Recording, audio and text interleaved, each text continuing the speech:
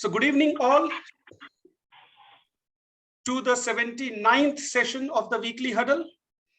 After 2 weeks break, we are starting again with what I can take the privilege to label it as season 3 of the Weekly Huddle.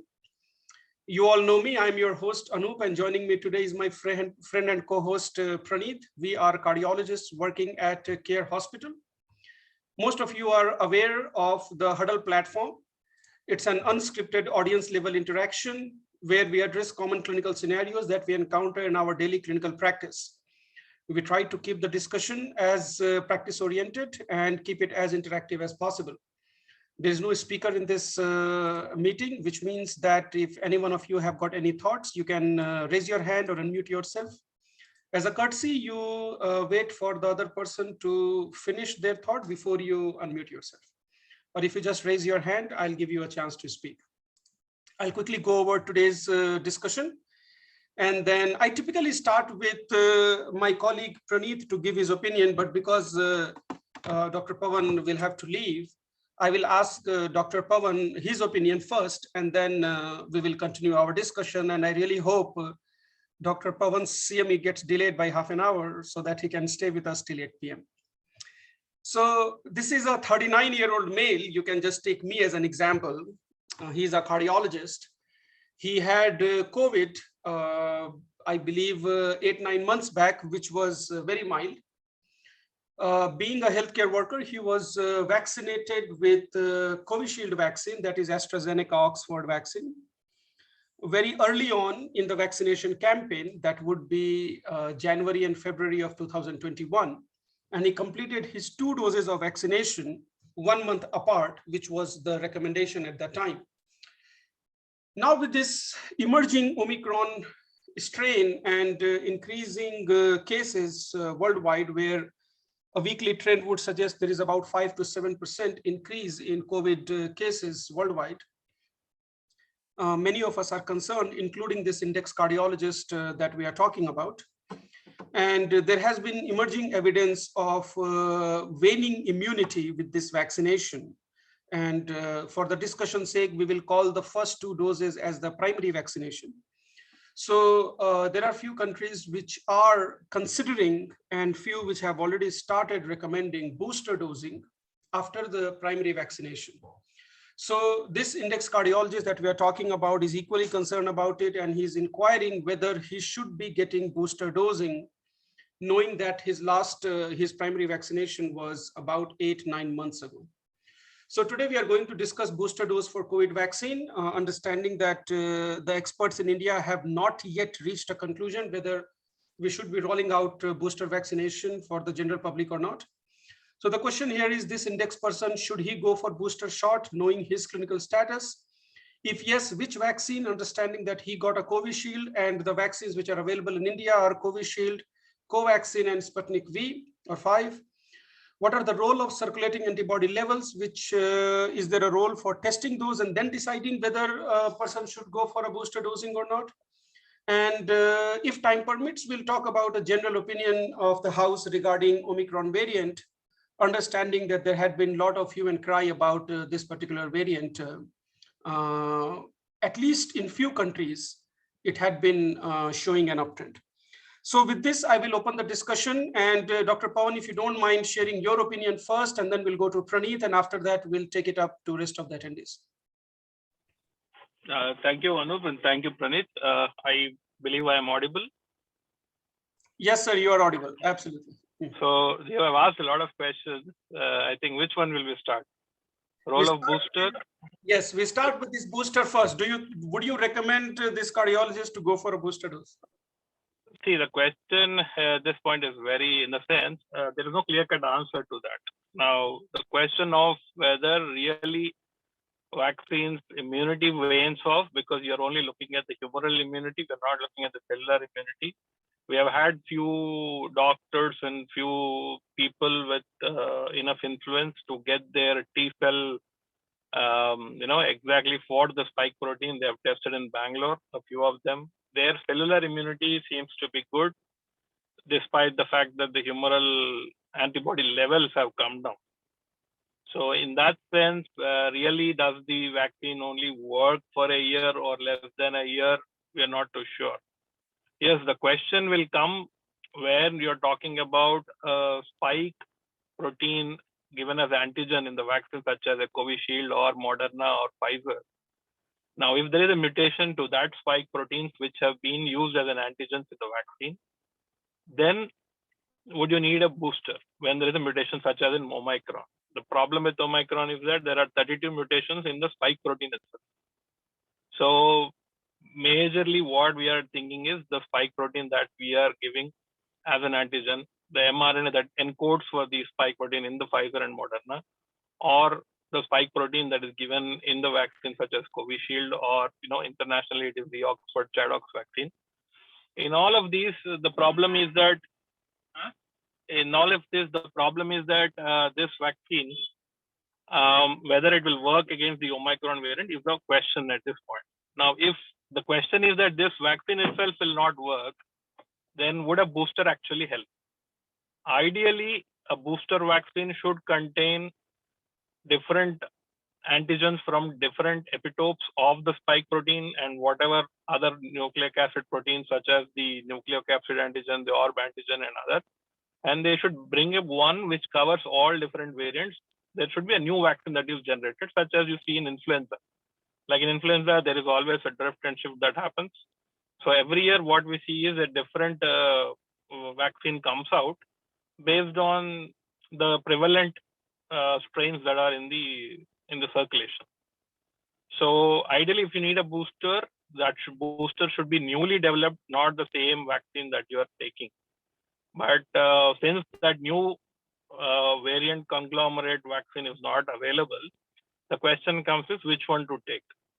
Now, theoretically, because we are talking about spike protein and its mutation and whether Omicron will work or not, theoretically, when we go theoretically, Covaxin, which contains the whole of the virus itself, is presented as an antigen. And so even if there are a lot of mutations in the spike protein, the other genes will be detected by the body because you have taken a Covaxin. So Covaxin can be ideally be taken as a booster. So that is one issue. The other problem that we see, most of the times the biggest problem is anecdotal evidence that we have at this point of time.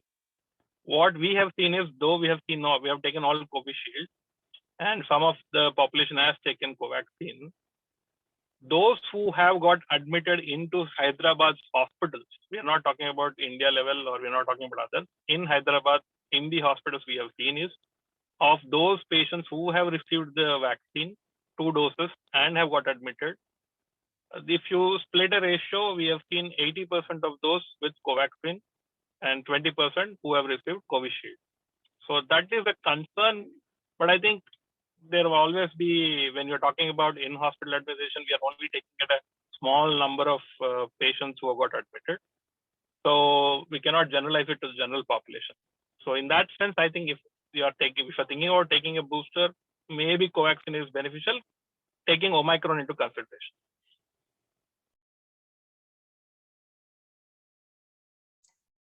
Pawan sir, thank you so much. Few questions that I have for you, and then we will continue our discussion. So as far as this T-cell immunity is concerned, correct me if I'm wrong, when they do the analysis at the lab, at the research lab, not on a commercial level, there is a way to check for T-cell immunity as well, right? They do something called a spot forming cells per something, blah, blah, blah. I think that most of the studies, they report something like that, right?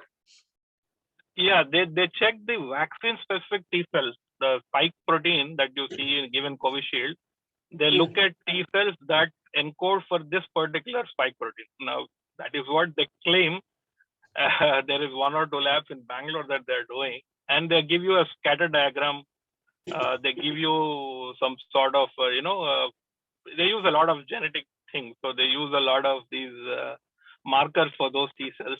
And then it's like a histochemistry that you immunohistochemistry, you get a 3D4 cells, this many T cells, this many on the oncological perspective.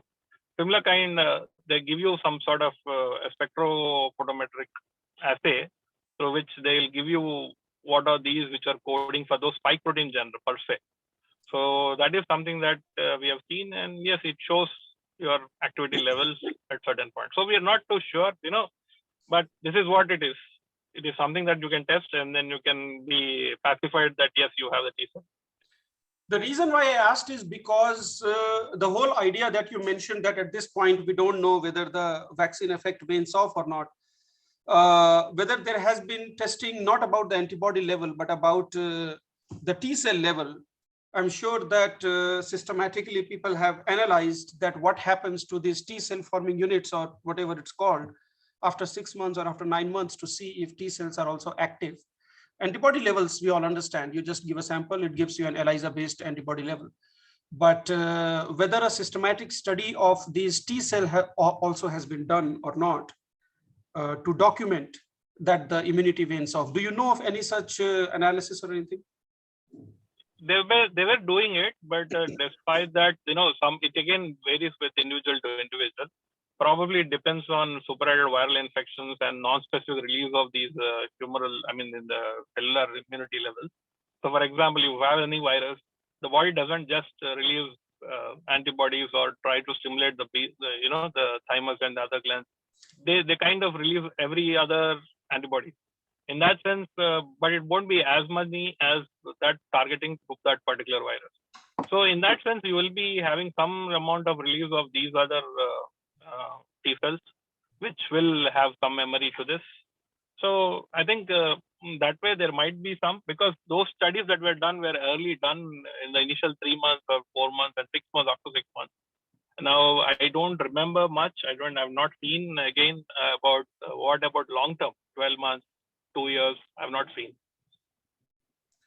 And then the last question you mentioned about Covaxin, it being a whole virus genome, so you certainly have got more touch points. But isn't it true that Covaxin was the weakest immunogenic vaccine in the entire cohort, that it was generating the weakest immune response, and using it as multiple shots may not necessarily lead to a greater boost in immunity? Wasn't there a thought something like that? That's what was the issue, because what happened was, until late we didn't have the phase 3 result coming out. The phase 3 came out very late and that is where the WHO has been asking them to do further studies, basically because by this time there are so many vaccines into circulation. So they said you do it on a bigger scale and then let us know. So that's the reason why there was a delay in WHO giving approvals to Covaxin. But if live virus was just simply attenuated and you can get a vaccine and good antigenicity, we wouldn't have gone to mRNA and other things. Definitely the live virus, though it is simpler to make, the biggest problem is that we don't know what is the long-term effects of a long-term virus that directly gives in. So in that sense, everybody wanted to encode only to one particular protein on the spike protein, and then they did mRNA so that you can scale up on a larger thing. Covaxin per se, it is less immunogenic. That is why the problem is that we have seen, that is probably why we have seen more cases that have gone admitted to hospital after taking Covaxin than Covishield. But then, like I said, it's anecdotal. We cannot generalize it to the whole population of India who have not been admitted.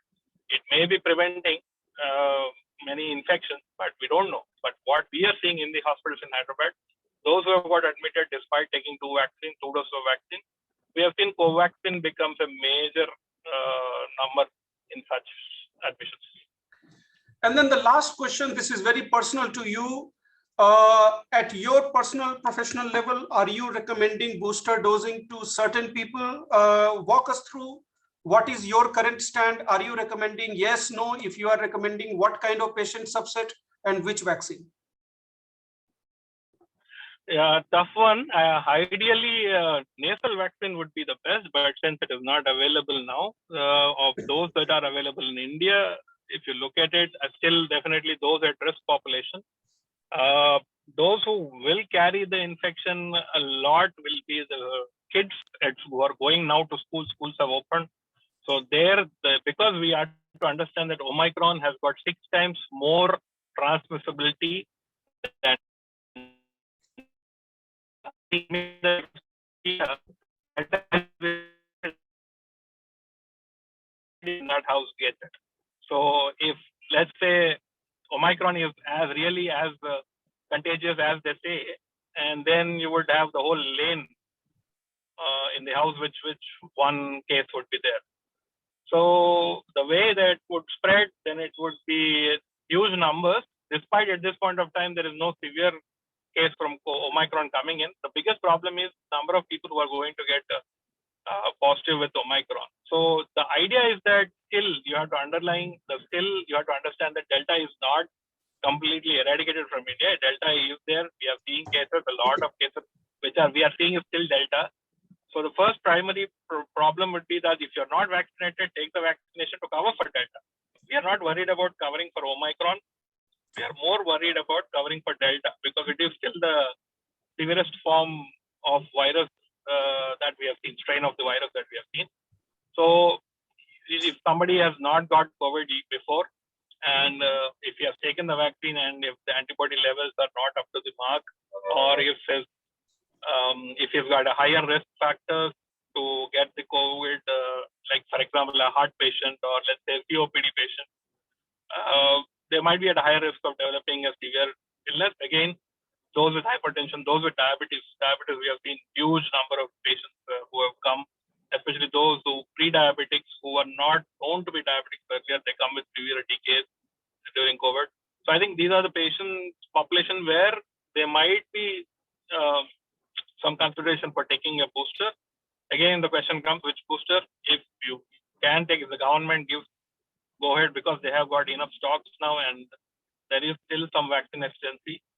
So I believe we have vaccinated up to around 60 crore people out of, we have given 100 crores, 120 crores of total vaccines. So we will say half of that, so 60 crores have been vaccinated by official data, which again, if you take out under 18 category, that would be like, let's say India has 100 crore population, we have given 70%.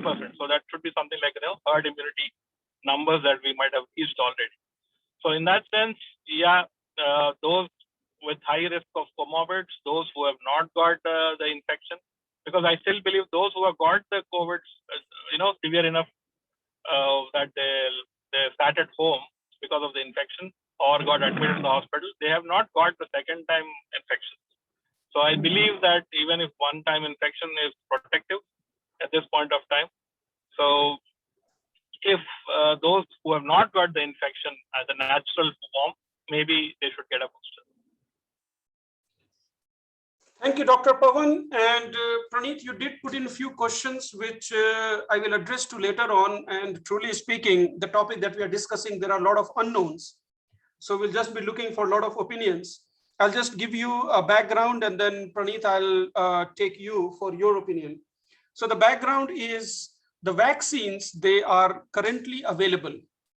They all have procured the original material that they used for the vaccine, be it spike protein, be it gene, be it whole virus, whatnot, from the wild type virus, that is the original Wuhan strain. After that, to my knowledge, none of the vaccine have updated their strain, including the Delta strain. None of the existing vaccine has got a new updated strain.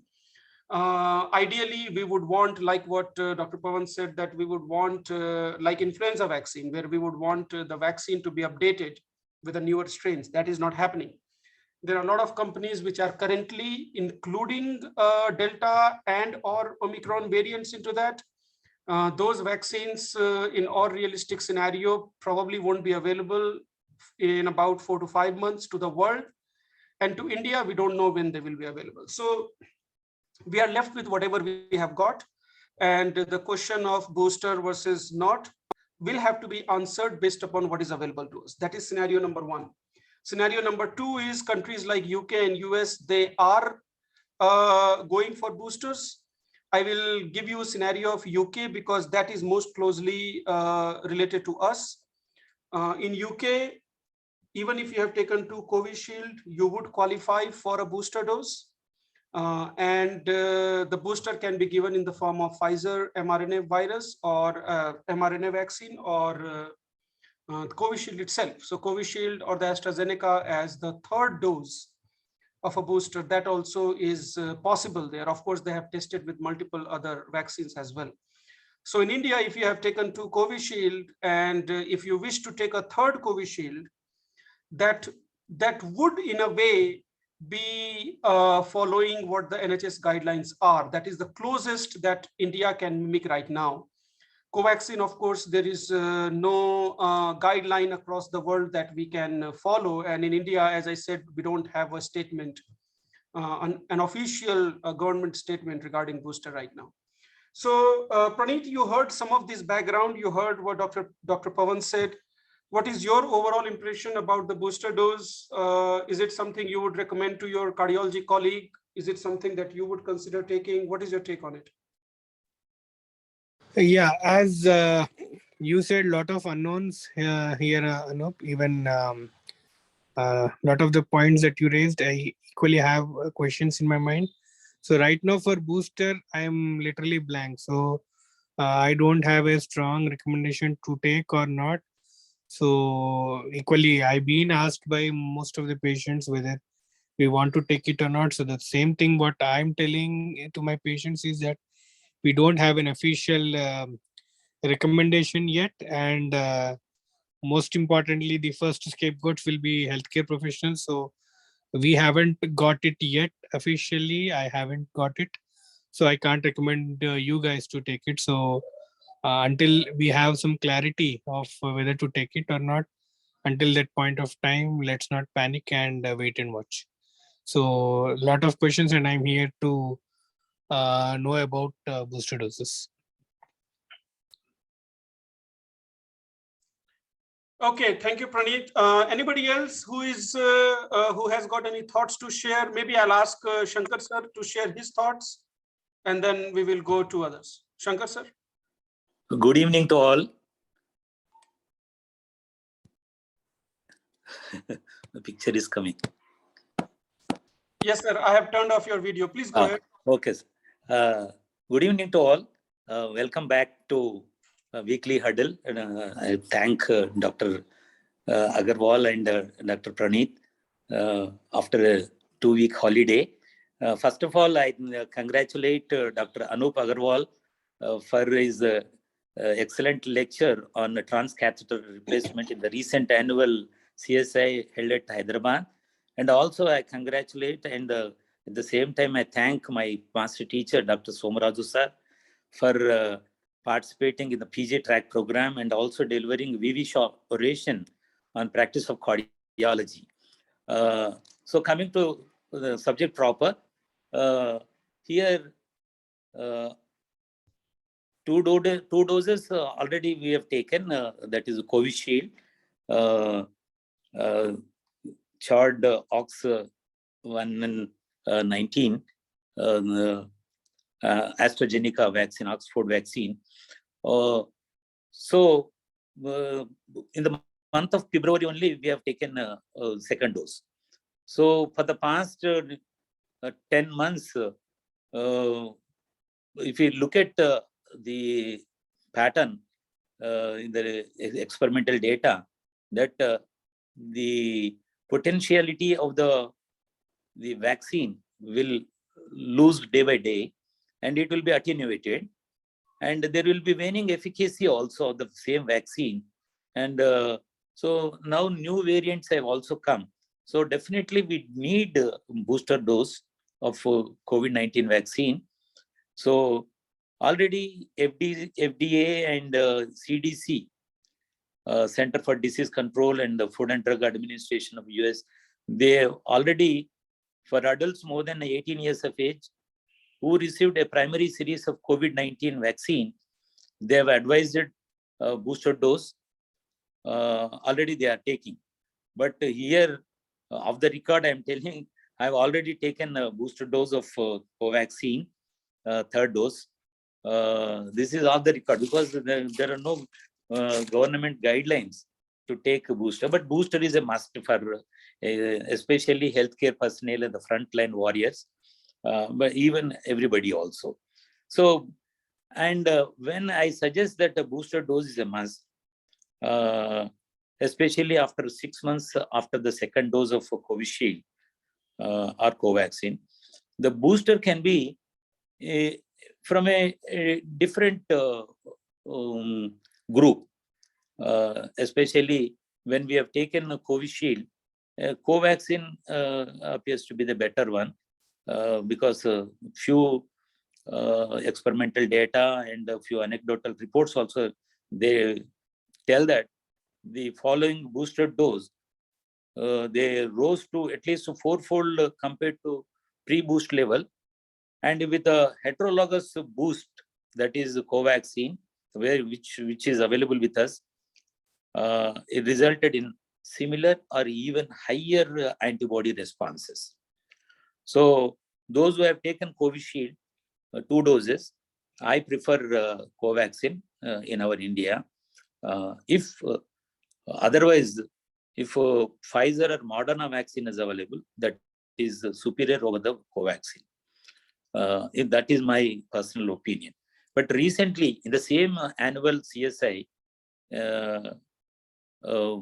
Hyderabad, Dr. Balram Bhargav, he's a cardiologist, but he became a researcher and he became a healthcare person, that public health personnel in the ICMR, holding a very responsible post.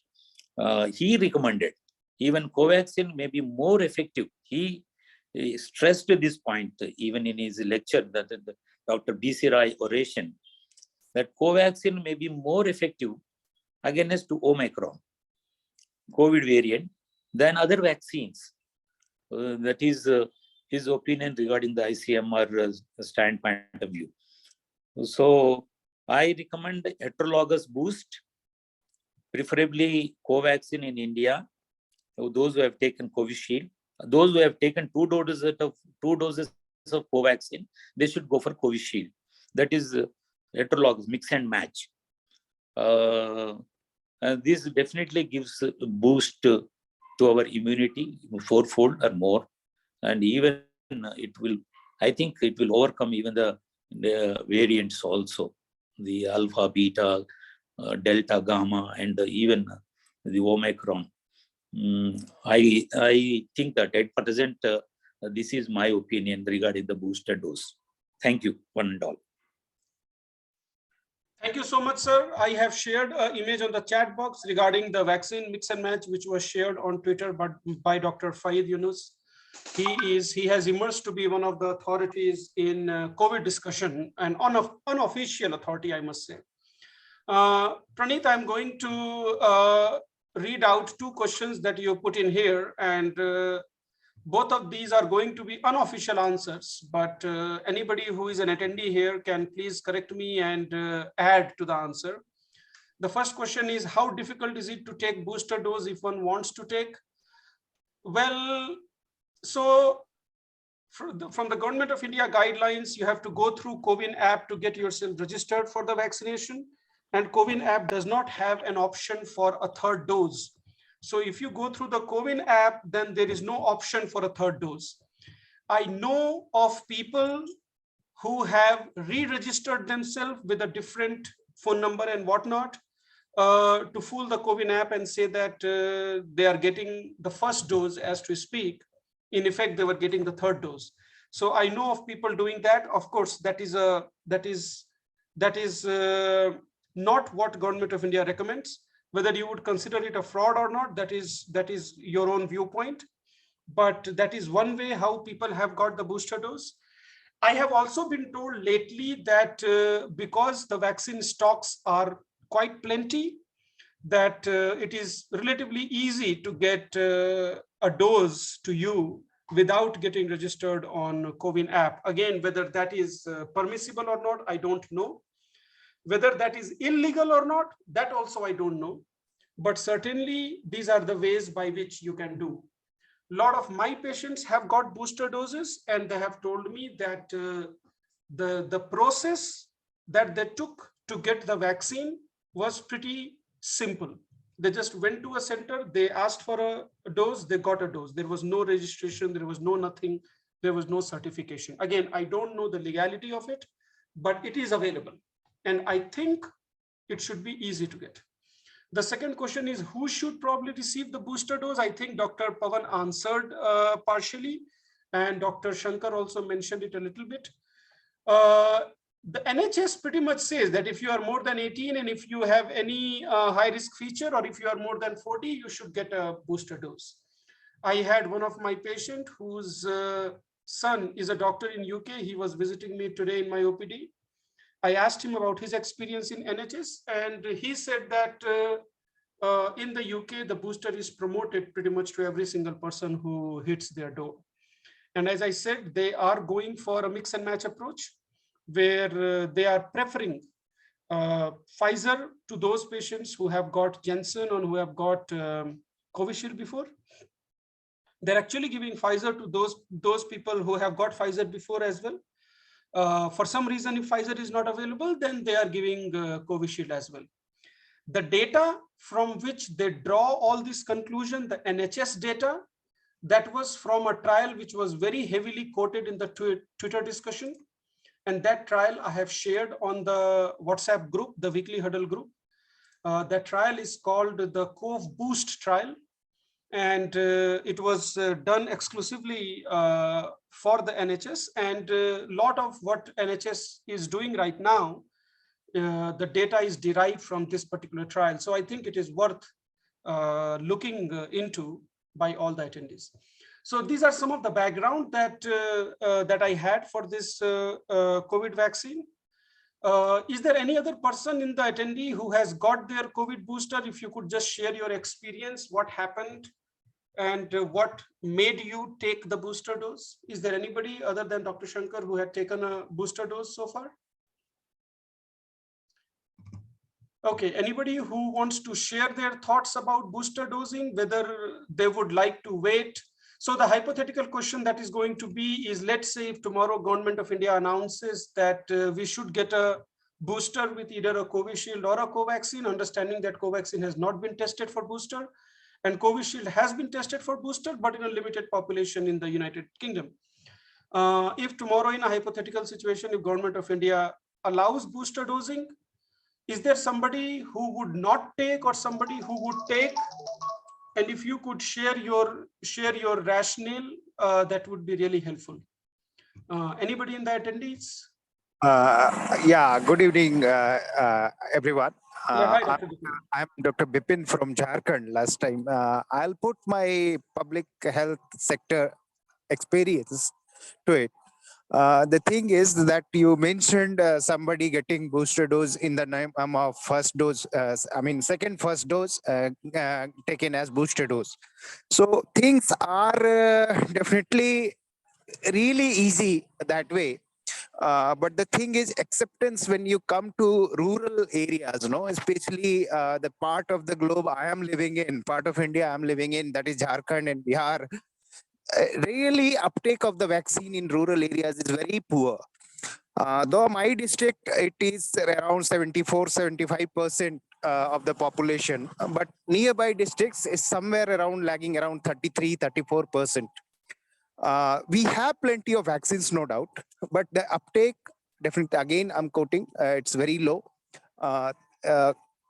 Definitely, the reason behind it is the lethality in rural areas, which is taken by the people just sardi khasi bukhar hai, uska liye itna havoc kiya hai. But everybody knows that someone in their village had died during that pandemic, wave. Everybody realizes, but when it comes to their family, they are not willing to take vaccine yet. Third dose, I'm not very sure people will be taking, but definitely things are picking up. Our district, we held some 13 sessions yesterday, and we had a take of somewhere around 1,000 people taking the vaccine, be it first dose or the second dose. So that's my perspective. For me, I have taken 2 doses so far. I'm waiting for the guideline. Dr. Bipin, your points are absolutely critical. I remember reading about, if I can recollect the name correctly, I think his name is Dr. Pai. I can't recollect his first name. I think he's from Canada, and again, I may be quoting him Madhukar wrong. Pai, right? Madhukar Sorry? Pai. Madhukar Pai, or something like that. Yeah. Is he from Canada or from US? I don't know. He is based. He is basically from Manipal Academy of Higher Science. He was educated there. He Okay. got into McGill University. I forgot his university. He is a big consultant in tuberculosis research over there. I He's a see. big in tuberculosis.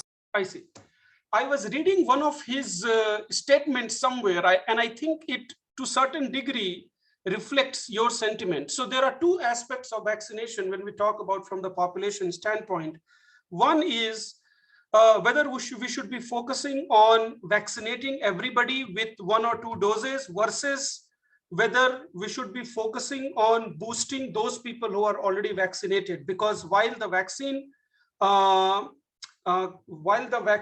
stocks may be enough, there may be discrepancy or disproportionate distribution, and also the manpower may not be as much as what we want. So I remember Dr. Pai's statement somewhere. I didn't hear him say, so I may be misquoted, that he would take a stand and not take a booster vaccine unless there is some equity in vaccine distribution across the world. And this discussion was coming at the time when the Western countries, they were kind of criticized for hoarding a lot of vaccine doses, while a lot of African countries didn't have enough of vaccination. That was, I believe, a few weeks back. I don't know what the current status is, and I may not be quoting 100%, but that is vaguely I remember. The point is well taken. You know, in the rural areas, forget about booster right now. The issue is even complete coverage. The reason why I don't think going for a complete coverage, then thinking of booster, is a valid concept, because no matter where we live, no matter what we do, it is too idealistic for us to think that we will achieve 100% or a near 100% completion of the vaccination before we go towards booster. That, I think, is too unrealistic. That is not going to happen. We just have to accept whatever degree of penetration we can do with 1 and 2 doses, and then go ahead with whatever we need to do. Now, I'm not advocating booster at this point, but not to talk about booster or not to give booster just because the rest of the world or rest of the population is not vaccinated, even with the primary vaccination, that may not necessarily hold true when you talk region wise. Of course, globally, as what Dr. Pai said, that there are countries who don't even have vaccine, and then there are countries who are hoarding millions and millions of doses. So from a public health standpoint, what you said, Dr. Bipin, is absolutely spot on, and I'm with you on that. Having said that, I do think that booster dose is something that at least we should be discussing about it now, if not getting onto the bandwagon for sure. Sorry, go ahead. Yeah, definitely. Yes, I agree with you. Yeah, and I understand that if government gives a recognition to it, then it adds a little bit of genuinity into it. And I'm sure at that time, a lot of doctors or a lot of healthcare providers would jump into the booster dosing. At this point, some hesitancy is also there, because we don't know what I wouldn't say the legalities of it, but even the ethics of it, and whether we should be circumventing the established protocols to get the 3rd dose or not. I think a little bit of that also comes into our mind.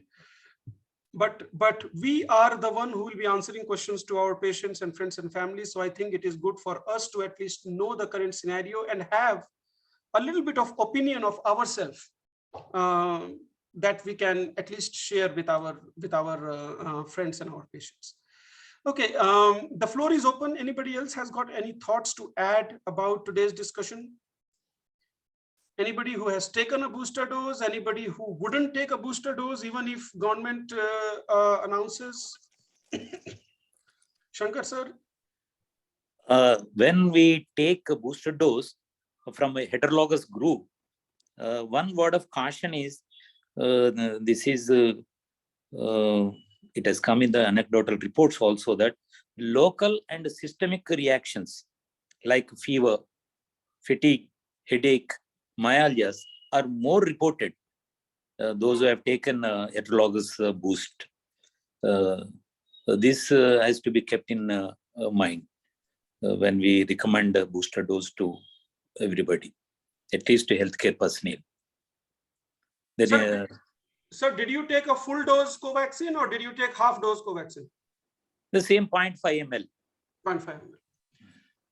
I believe that NHS says that for Pfizer, you only have to take half the dose as a booster as compared to the primary vaccination. I'm not quite sure about the Covishield, what they were saying. If anybody could do this homework for me, and if they could just look into and share it in the WhatsApp group later on about what the NHS recommends for Covishield or AstraZeneca, whether they recommend a full dose or a half dose. I remember for Pfizer, they recommend half dose because they think the immune reactivity to that is as good as full dose in the primary vaccination. Of course, for Covaxin, we don't know anything, but also for Covaxin, because of its weak immunogenicity, one may think that taking full dose may be the right way to do. Okay, any other thoughts regarding booster, regarding Covaxin? So I will tell you my stand. My stand as of now is that I'm really hopeful that in the next month or two, either government announces their stand or I get a chance where I can take a Pfizer or a Moderna. And the reason why I say so is not because I'm inclined towards Western world, but because there is good data that supports that the heterologous vaccination, where you have taken Covishield or AstraZeneca first, and then you boost it with an mRNA vaccine, that certainly increases your immune response quite significantly as compared to taking Covishield as the third dose itself. So going with that science, I am hoping that I will get my hands on Pfizer or Moderna. I will likely wait for a month at the max. If I don't get any hands on to that, then I will most likely go for a Covishield booster. That is just my personal take on it. Anybody else has got any other thought?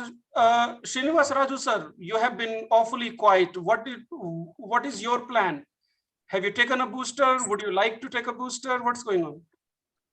No, not. Oh, sorry, sir. I muted you by mistake. Can you please unmute yourself? Sorry, I muted you by mistake. Okay, not yet.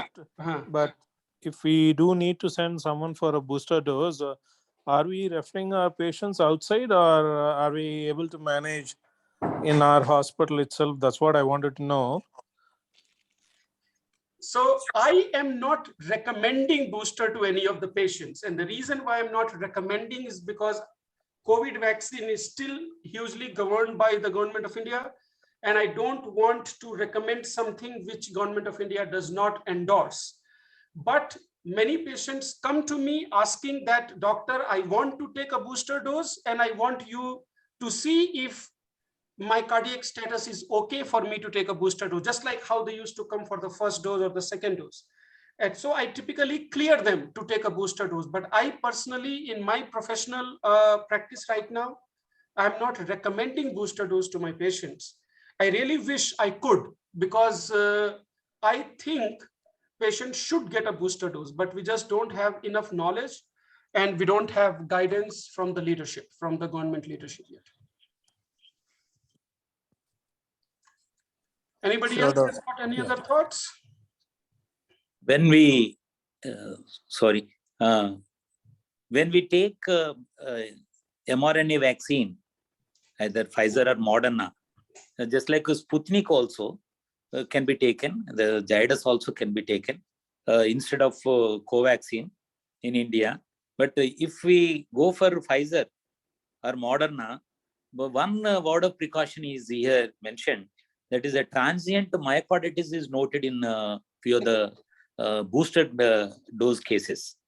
So one is to keep in mind that transient myocarditis with the Pfizer or Moderna.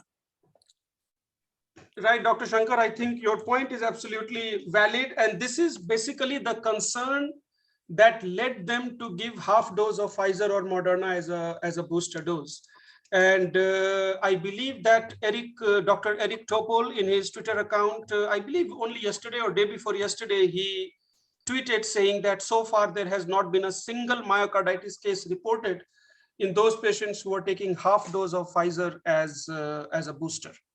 Again, the quality of data is not as robust as what we typically are used to in the cardiology practice, and we take whatever we have got. But we are talking about Pfizer and Moderna, understanding that none of those vaccine is available in India right now. And I don't have much knowledge about Zydus. So if somebody has got knowledge about Zydus in this field, please feel free to share it. Nobody has any other thoughts? May I ask, let me see, Dr. Bipin, your hand is up. You want to add some thoughts to this? Just curious, Dr. Anup, I'm wondering if a COVID pandemic has increased the cases of pancreatitis or dilated cardiomyopathy. Do you have any experience? Because this year I've seen 2 to 3 cases of pancreatitis, kind of myocarditis. They are still in failure. They have an ejection fraction of 25%. Young chaps, 30 years, 25 years, they had a fever, got undiagnosed, got better, but they came to me they returned back. They were a migrant laborer over there, returned back with full-fledged cardiac failure, recovered. One of them is pretty well now, but another one who has been on treatment with diuretics and all, still his ejection fraction would be somewhere around 30%. So any idea on that? Okay, I would ask my colleagues to comment on that. Personally, I myself have not seen a long-term effect, cardiac effect of COVID infection or COVID vaccine whatsoever. Understanding that any viral illness has a background effect, a background risk of myocarditis. But there are data which suggest that once you recover from it, so acute illness, there can be severe myocarditis. Very uncommon, but there can be. But people who have recovered 6 months later, when they have done cardiac MRI, majority of those patients, they did not have any residual disease at that point of time. So I personally have not seen long-term dilated cardiomyopathy or long-term myocarditis with COVID. And I won't be surprised if there are few cases, because that can be there with any viral infection. But does COVID have any higher incidence than others? I don't know. I would say no.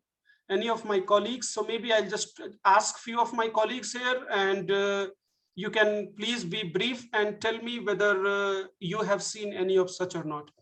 I'll just go down the list. Praneeth, myocarditis, long-term myocarditis with COVID, yes or no in your practice? So long-term COVID myocarditis, I did not see many.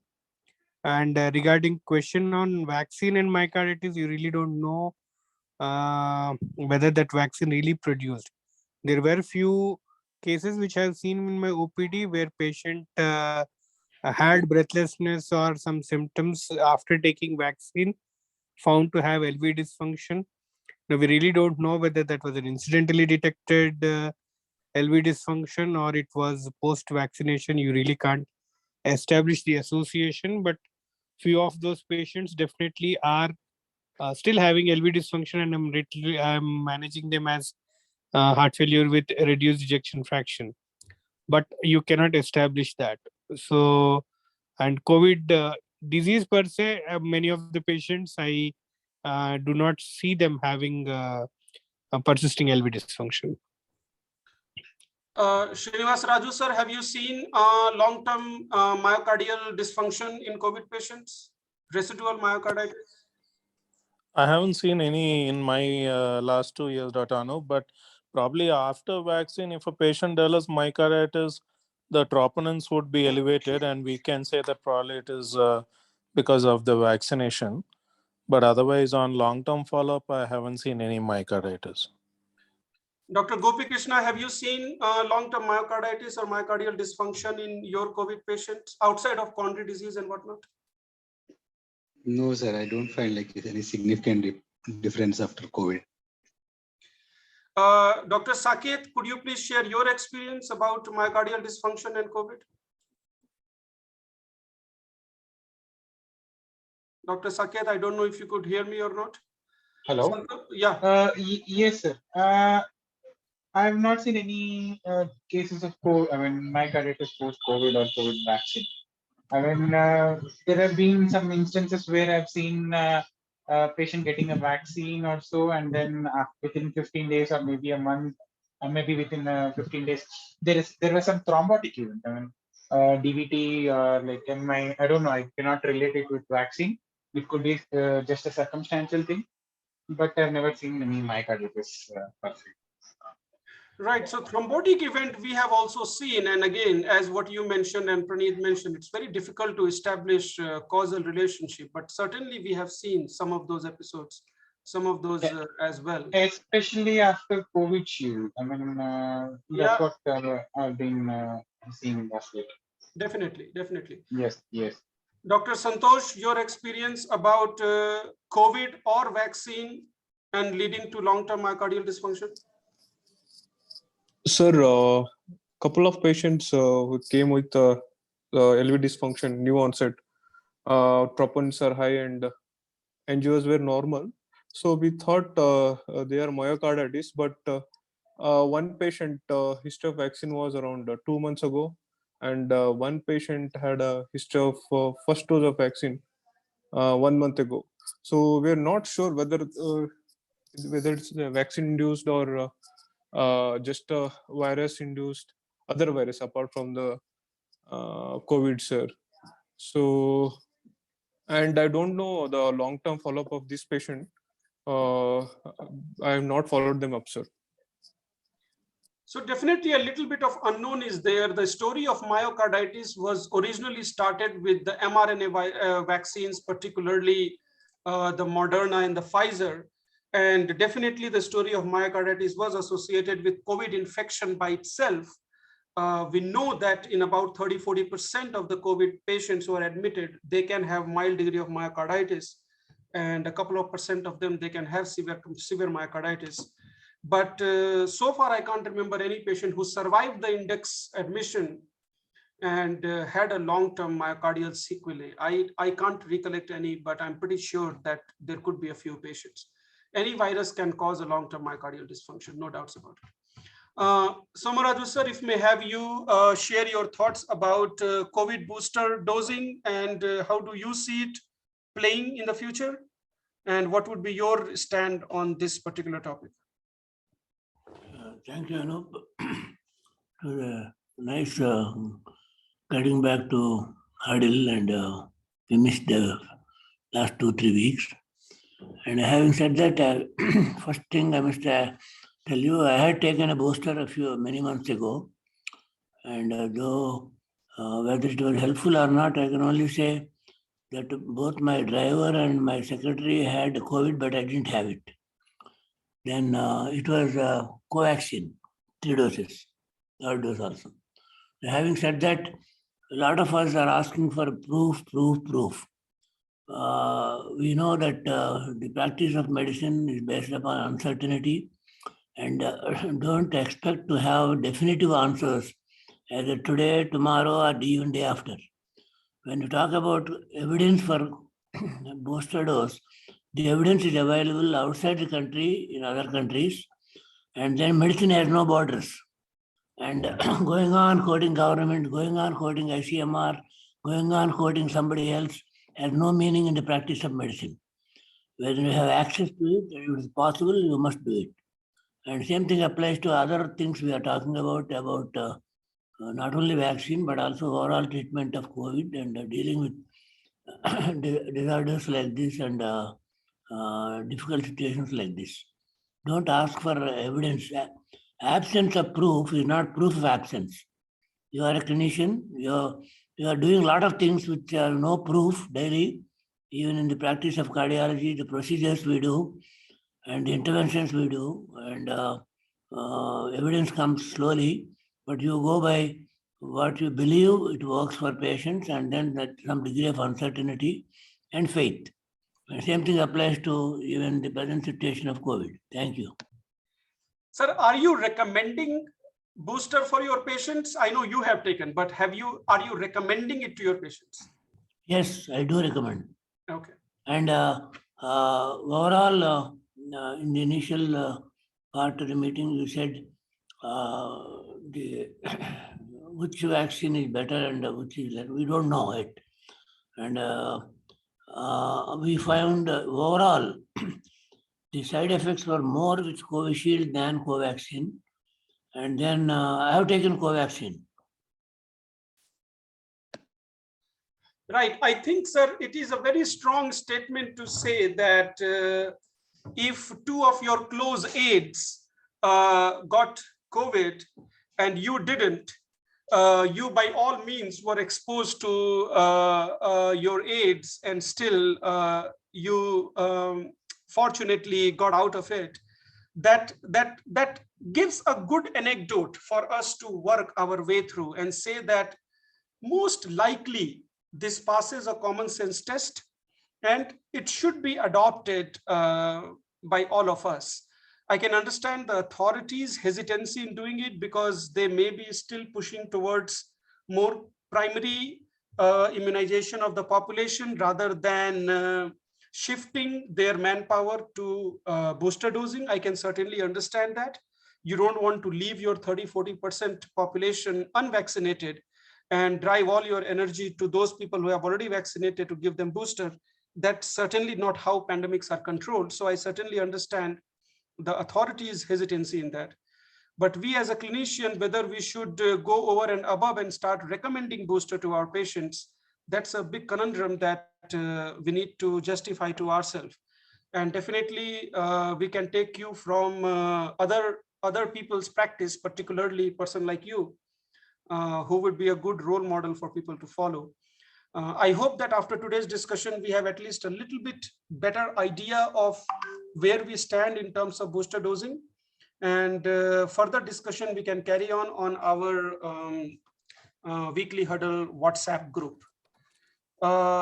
Anybody has got any other comments? Dr. Shankar, you are unmuted. You have something to add?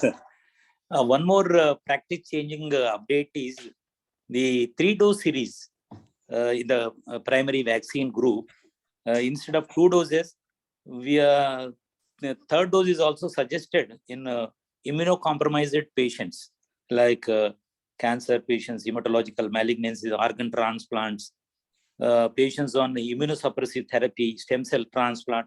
So these patients on even corticosteroid, mycophenolate, even chemotherapy, and all these immunocompromised individuals, instead of 2 doses, the 3rd dose is also recommended, not booster. It is a 3rd dose with a gap of 28 days. This is already, it has come in the guidelines, not in India, but in UK and USA.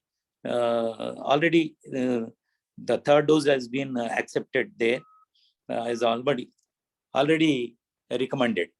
And one more thing is, when we are discussing about myocarditis or thrombosis after immunization, there's a recent article, 26th November, Journal of Cardiology and Cardiovascular Research. This caused by elevated blood viscosity, and this may be prevented by optimal oral hydration before vaccination. So our hypotonic solutions we should recommend when to avoid this myocarditis or the thrombosis. This quoted in this paper.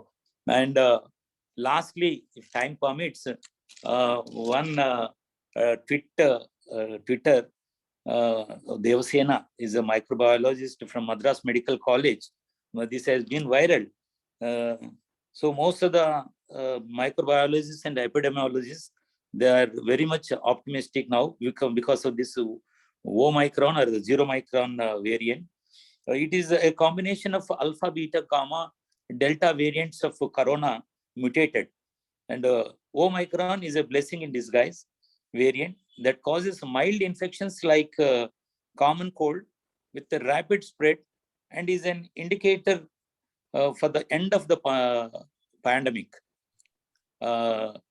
So it could replace our dangerous Delta variant, and a pandemic ends after a series of mutations causing herd immunity and weakens the virus severity.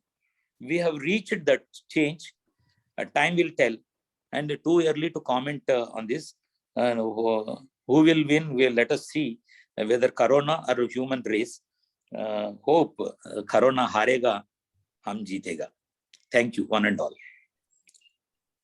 Thank you so much, sir. I think the vaccine, the third dosing that you are mentioning, that is very relevant. What you are mentioning is the primary dosing schedule, not the booster schedule, and that point is absolutely well taken.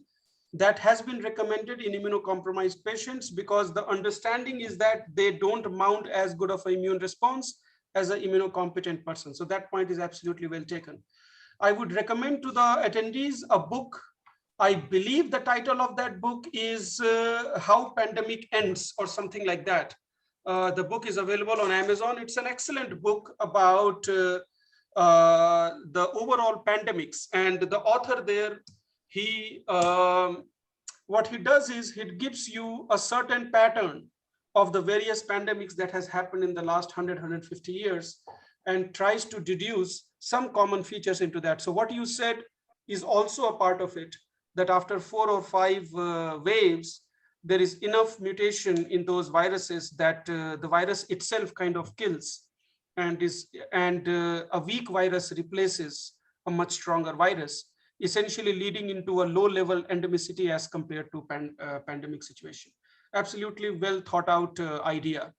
Saket, you had something to add. Your hand was up. Hello. Yes, sir. Considering, whether should we take a booster finally? I'm kind of thinking I should take a booster. Even before the guidelines come out, I was just thinking one final thing, whether Covaxin or COVID-Shield. After all this discussion, what would be the final thing? Considering there is not much data, still, Sir told, it's still what we believe in it. So Saket, one of the ideas of huddle discussion is not to give our impressions, but to tell you what we are doing in our practice so that our attendees can take that information and form their own judgment. Because for established therapies, there are already guidelines, there are already things, there are already algorithms for which we don't need to sit and discuss about. That is there, you can just Google and find out. The idea of huddle discussion was to learn each other's practice and then form your own opinion of what you think you would handle. So I don't think at this point of time we have enough information or enough guidance where we can recommend you as a summary statement to say that whether we should do or we should not do. But what I'm hearing from my attendees is that a lot of us are in favor of giving booster or at least taking booster for ourselves. The data may not be there and data may not even come in the future. It's going to be a personal decision. It is going to be a little bit anecdotal decision, a little bit based upon faith, as what Dr. Somaraju sir said, which may not necessarily be the wrong thing. A lot of things we do are out of faith rather than out of data, and it's okay. So I don't think that we would be in a position to recommend it strongly or recommending against it, but we are just sharing what we are thinking on this aspect. But at the end of the day, I request the attendees, and this has been the theme of Huddle since we started, that we make our own decisions. Dr. Gopi Krishnan. Yeah, sir, actually, I want to say one thing. See, what the first doctor, I think Dr. Pawan Kumar Reddy, what he said is absolutely right. Actually, see, why we don't take the booster doses for some stability in who are infections for whom the genome instability or antigenic structure is very stable is, we know that we are not going to get infection because already we had enough antigenic response or enough T cell memory against that fixed epitome of antigenic determinant structure, whatever infected in the past.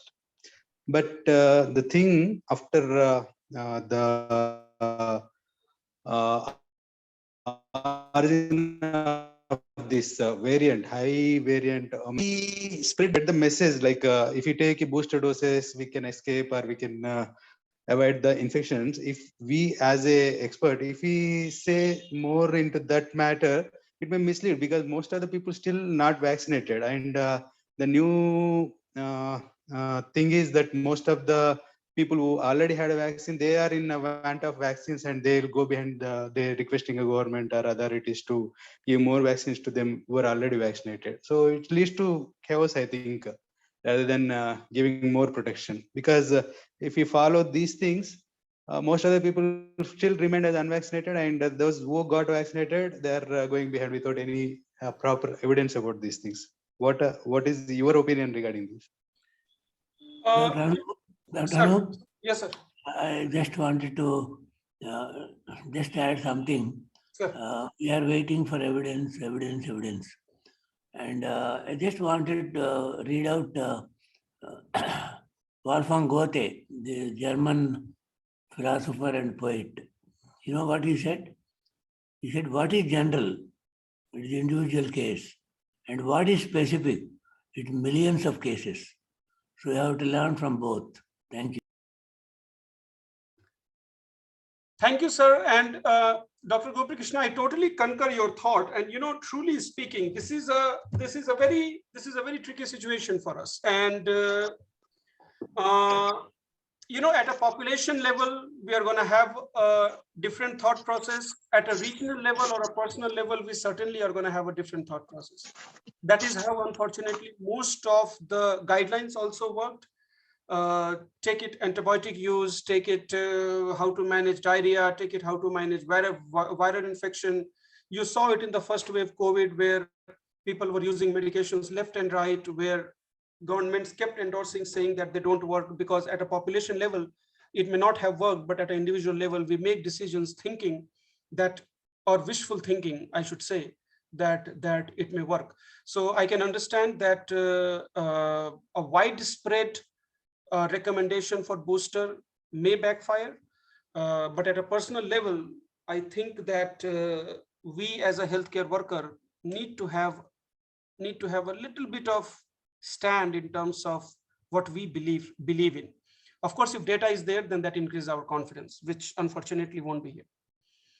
We are 8 or 10, so we are going to start closing this. Praneeth, your closing comments on today's discussion, kind of unusual discussion.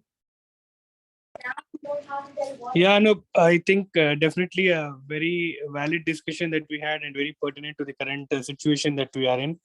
And this discussion definitely brought up a few points about understanding about the booster doses, about what we have, the strains that we have, and how effective they are, and the current new variants that we are encountering. And definitely an individual choice, and hopefully there will be a few more evidence or data to kind of boost your confidence in making your decision, both for or against it. And I think definitely an individual decision will be something that everybody has to agree to. Thank you, Praneeth. Thank you all of you for attending today's session. I have shared a few links on the WhatsApp group. If you're not a part of it, I recommend you to join there. We can have offline discussion regarding this topic and also the future topic coming by. I thank all of you for sparing your time in this discussion. And we are on our race to complete our 100 sessions on the weekly huddle. If you have any topics or any suggestions for us, please shoot an email to me or share it on the group, and we will try to incorporate as much as possible. Thank you all for your interesting and informative feedback and opinion about today's topic. Good night. We'll see you next Wednesday. Thank you all.